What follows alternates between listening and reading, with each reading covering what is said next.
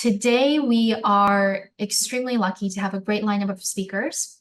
And this session especially, I've been very excited for. We have Seth Miller to talk to us about conscious leadership, leading with purpose.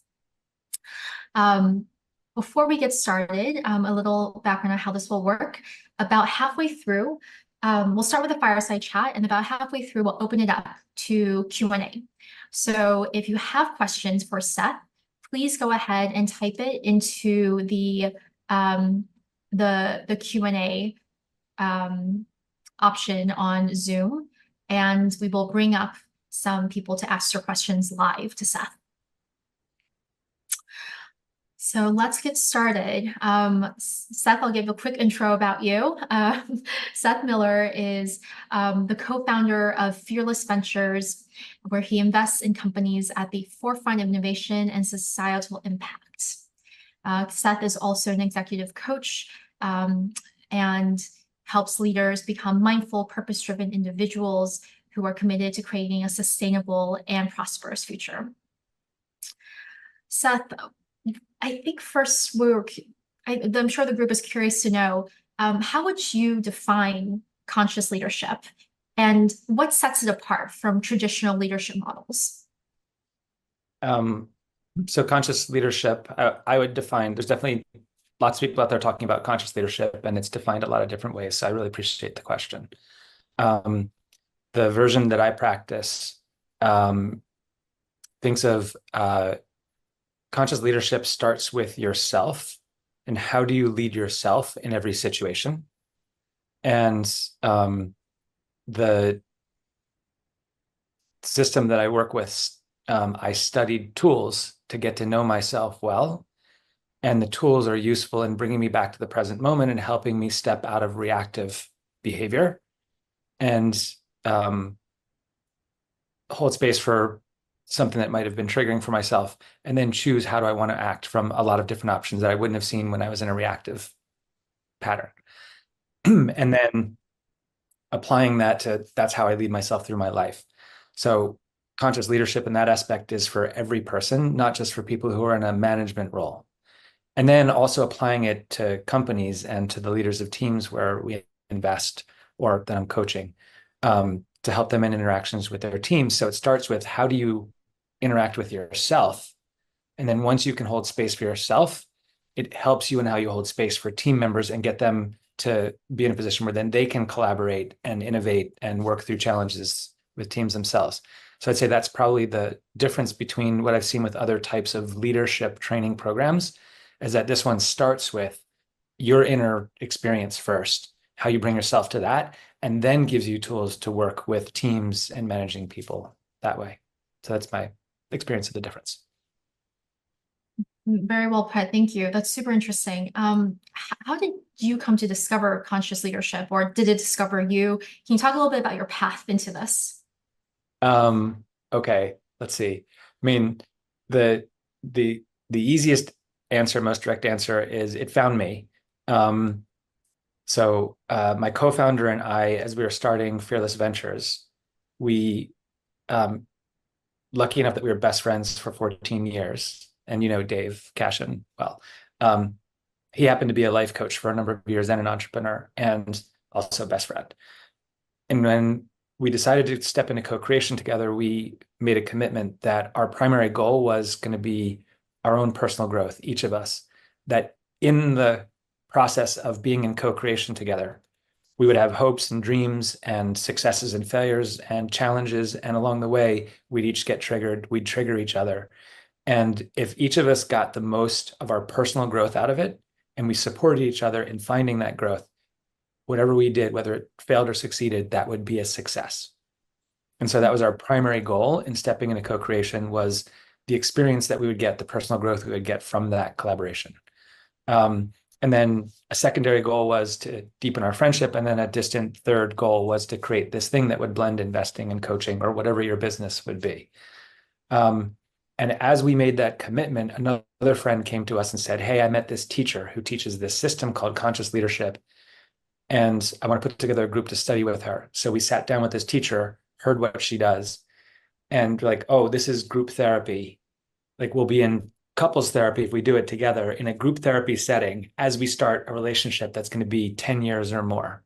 So like, let's do this. And so we went in with, so it kind of found me, and I started studying with that teacher along with my co-founder. And after studying that system for 3 years, I started coaching on it, and he's coaches on it as well. So that's kind of how it found. So that's it. It's slightly, it's one answer. I don't know if you had a different kind of question in mind. Like, yeah, like what No, got that's me open to this kind of thing, like to be open to coaching was, yeah, wanting to improve. no, that's so interesting because when you talk about conscious leadership, um, it sounds ideal, and it makes me wonder why why are we not talking about this type of model more when it comes to executive teams or companies? Yeah,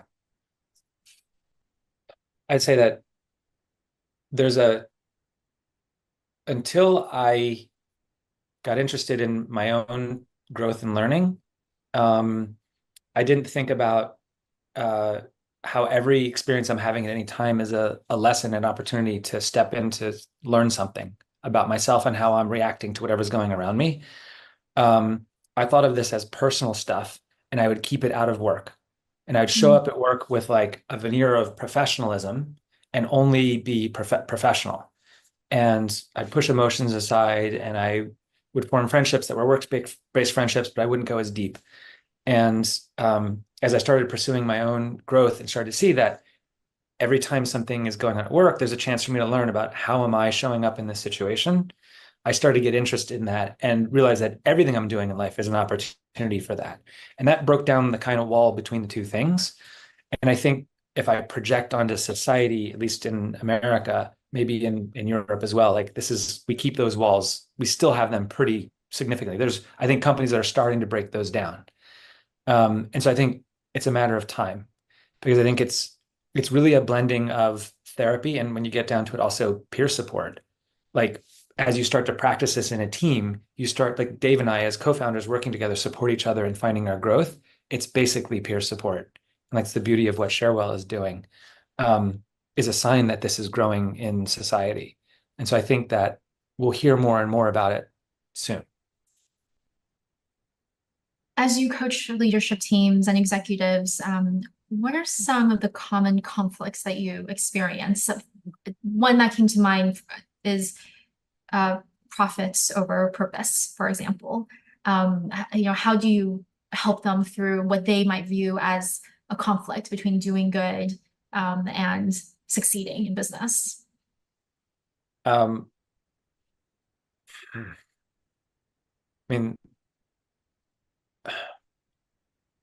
it's two ways to answer this. One is people who have the decision rights as to whether we do the thing that has profit or purpose or both, helping them work through their own stories about what is, uh, what are my goals, what are my desires, what I want to see happen, and what do I believe is possible. Um, in general, uh, there's a, in conscious leadership, there's a concept called a win for all, which is very different than a compromise or win-lose. And in this framework, compromise is a lose-lose. If both people are sacrificing and saying, well, I'll take less than I want in order to make this work, you're losing something. It's a subtle difference in perspective. If you say, actually, what I want is a situation, a solution that works as well for these other stakeholders as it does for me. And that to me is a win. And so I keep modifying what I'm doing to get to something where they all feel like they're having the experience of, this is something that I want. It doesn't mean everybody gets what they want, and it still looks like a compromise. But instead, everyone's perspective is, I came out of there with a win.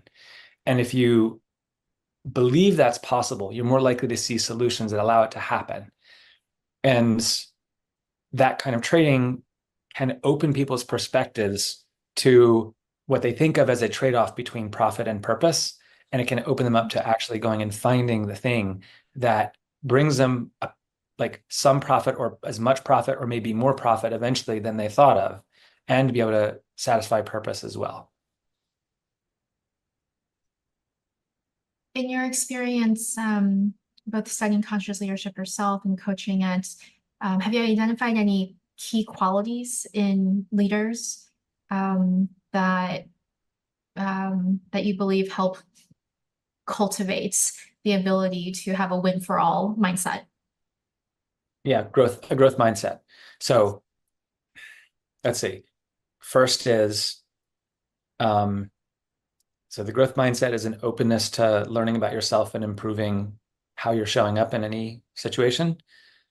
In addition to that, I think there's some foundational things like radical responsibility. So willingness to own my choices in any moment. And you have choice over your own actions and your own beliefs.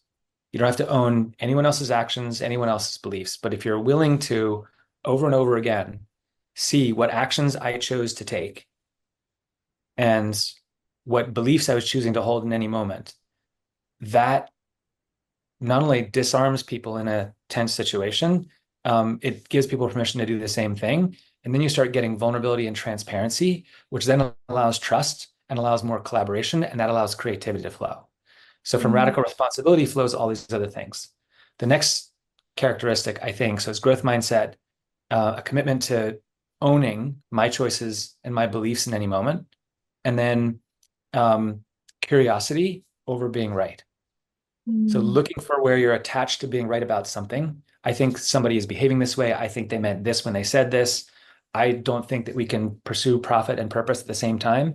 If you shift into a curiosity mindset of how can we, instead of like, how can we do that, to like actually, how can we do that? mm, Um, or curiosity over why do I think that? Or why did I choose that? Um, that openness allows you to see other possibilities. When you're attached to being right about something, you think this is a certain way. Somebody uh, said something a certain way and they meant a certain thing. You start cutting off branches of the decision tree.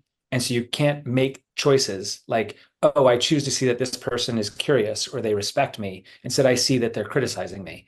And then my options for response are contained in that bucket of responding to somebody who's criticizing me rather than these other things. If you are curious and you keep going back to curiosity, you can start seeing more choice and you can start to choose the things that you want to shape the interaction in the way that you want to. You can go ask the person, were you criticizing me or are you curious? You're asking something. What do you think? Like that kind of stuff. And you can get mm. direction into a different path. And so growth mindset, radical responsibility, and curiosity are three of the things. There's more, but they're foundational. Mm, so interesting. I have so many other questions. Um, I suppose for those of us that are interested in starting to learn more or explore conscious leadership, do you have any resources or practical steps that we can take? Yeah. So I don't coach on the team for this group called the Conscious Leadership Group, but that's where I studied, is with one of the founders of that. So there's a website, consciousness.is, consciousness is, and you can check out, they have a bunch of resources there. They've got podcasts, they've got blog posts, they have handouts, they have little videos.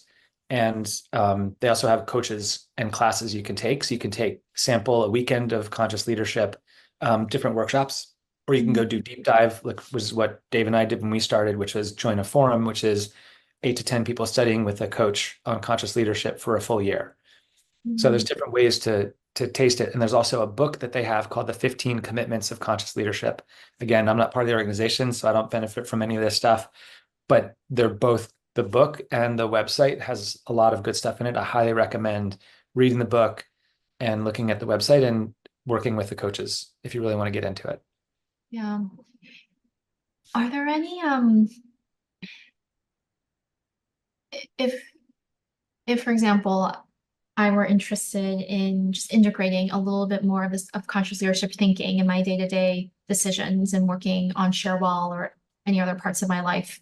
Um, do you have any tips on questions I should ask myself or and how I make my decisions or um, any easy tips to make sure that I'm setting myself up for a win for all mentality and radical responsibility? I'd say that the first tip is notice your body state when Mm, you're in an interaction with somebody or facing a decision to make. Um, if your body is tense, if you're holding your breath, you're most likely in a reactive pattern of some type. And it helps to, before you act or before you make a decision, give yourself a moment to breathe. And it sounds trite, like people tell you to take a couple breaths.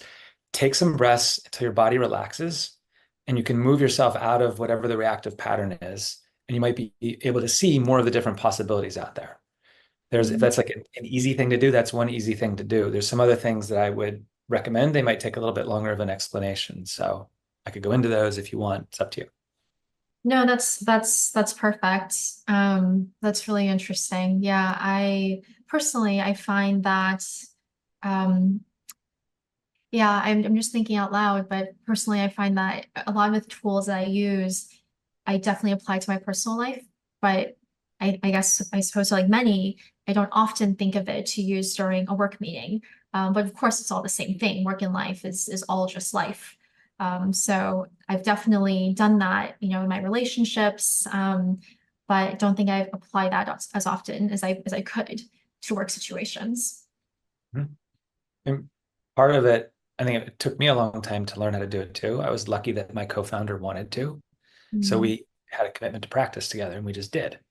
Um, and there were plenty of times when we started out where he would use one of the tools and I would just get defensive.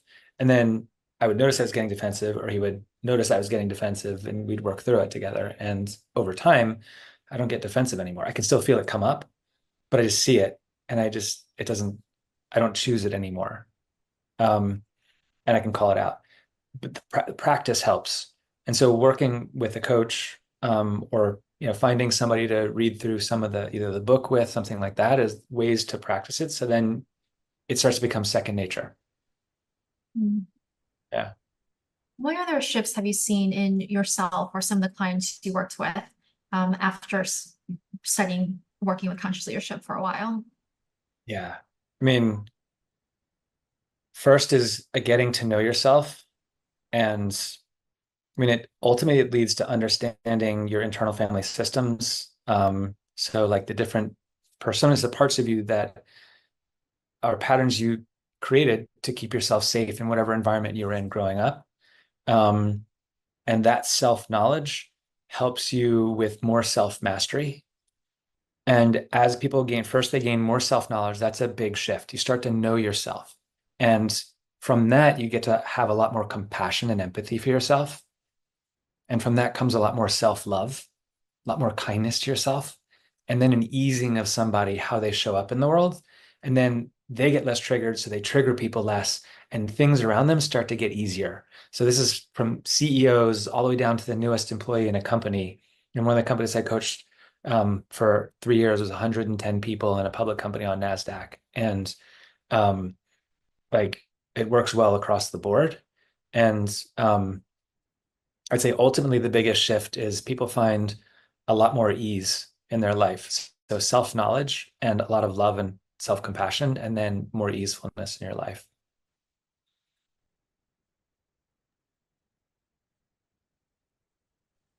If you don't mind sharing, would you mind sharing a transformation story from one of the clients that you've worked with? Would be curious to hear a real life story if that's possible. Let's see. Am I going um, hmm.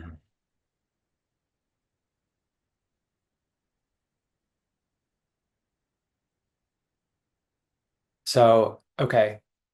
Um, one client was a founder of an organization, of a team of 8 people. Um, and uh, had uh, challenges with anger and how it came up for him. And uh, sometimes when pushed to his limit in terms of exhaustion and not feeling supported, um, would um, let some anger out on different people in his team at different times. And got some feedback from his team, and worked with me to work through some of this.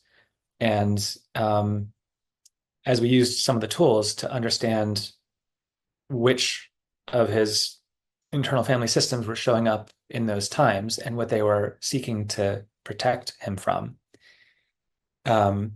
he started to see that a couple of the different patterns with him or members of the internal family system where they thought they were at odds with each other, but their goal was to get to the same place, which was a place of relaxation and safety. And so we went through a process, first identifying them, figuring out what they wanted, and then having them, we just worked through it like sort of role playing himself with me, just coaching him through it, of having the two come together and go through a process where they started to advocate for each other's positions and then eventually saw how they could work together. And just going through that made him aware of the conflicting priorities that he had. And when he couldn't satisfy both priorities, would push himself to a point of exhaustion and then unload on his team, blaming them. Instead, this made him aware, I have these conflicting priorities. One was to execute really well in the company on things that I want. The other was to take care of my health and my body and be rested and have energy, things like that. And so he now sees the tension between him as two parts of himself that want the same thing. And so no longer is making trade-offs between the two. He now is employing them in support of each other. So he's using the part of him that wants to execute really well on making sure that his body is well rested and he gets time off and things like that. And that the body is bringing itself and letting it know what it needs in order to show up and have a lot of energy to get the things done and execute really well. And so, while it sounds kind of like a strange construct, subconsciously that starts to change the way he sees what's going on and how he has control over it. So he's no longer blaming his team. And so he's no longer showing up with the same kind of outbursts of anger. And when he feels that tension within him, he realizes, I'm struggling between these two priorities again, and he can ask for help. He can identify it and talk to his team about it and ask for help from the people who can help him on it. So he's getting more resources instead of waiting to, well, he was burying it all in his subconscious. We brought it up to the conscious level, which is an example of consciously leading yourself. How's that? It's a perfect example. Yeah. Have you identified any common challenges with the people that you work with? Um, any general themes within teams? Yeah. Burnout is a Mm, common challenge. Um, let's see. I think drama in the workplace is a common challenge. mm, Um, I think